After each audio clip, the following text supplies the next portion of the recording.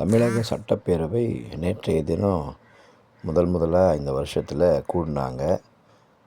வழக்கம் போல் ஒவ்வொரு வருஷமும் ஜனவரி மாதம் சட்டசபை கூடுறது வழக்கம்.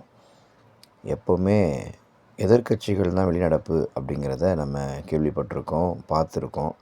ஆனால் போன வருஷமும் இந்த வருஷமும் ஆளுநர் வெளிநடப்பு அப்படிங்கிற செய்தியை பார்க்குறோம்.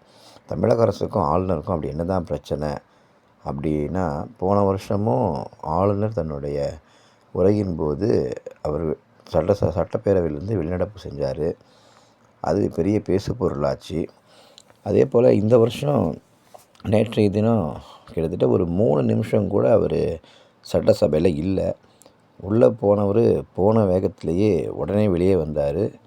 உடனடியாக ஆளுநர் வெளிநடப்பு அப்படின்னு செய்திகள் ஊடகத்தில் பரவுச்சு.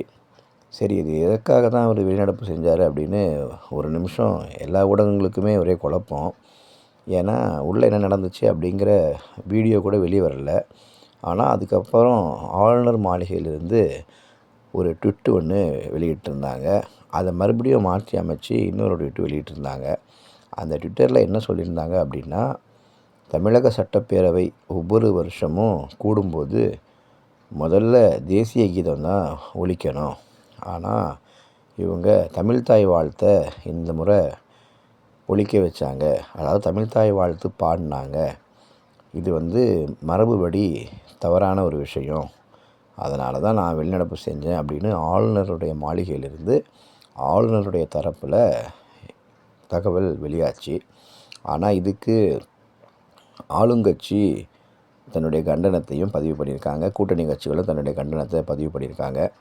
தமிழ்நாட்டை விட பெரியவர் ஆளுநர் கிடையாது அப்படிங்கிறதையும் சொல்லியிருக்காங்க.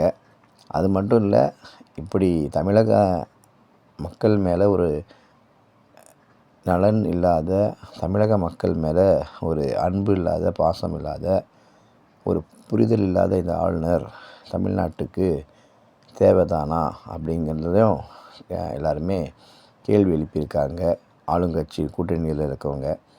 ஆனால் இதுக்கு எதிர்க்கட்சிகள் வேண்டுமென்னே திட்டமிட்டு தான் திமுக அரசாங்கம் ஆளுநர் வெளிநடப்பை செஞ்சுருக்காங்க. ஆளுநர் சட்டப்பேரவையில் உரையாற்றக்கூடாதுன்ற ஒரே நோக்கத்தில் தான் செயல்பட்டாங்க அப்படின்னு எடப்பாடி பழனிசாமி நேற்று தினத்தில் செய்தியாளர் சந்திப்பில் சொல்லியிருந்தார்.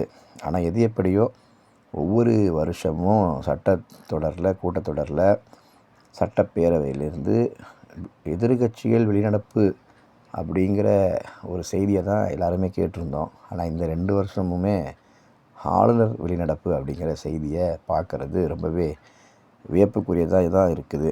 ஏன்னா தமிழக அரசு என்ன கொடுக்குறாங்களோ அதை படிச்சுட்டு ஆளுநர் அவங்க வெளியே போயிடுவாங்க.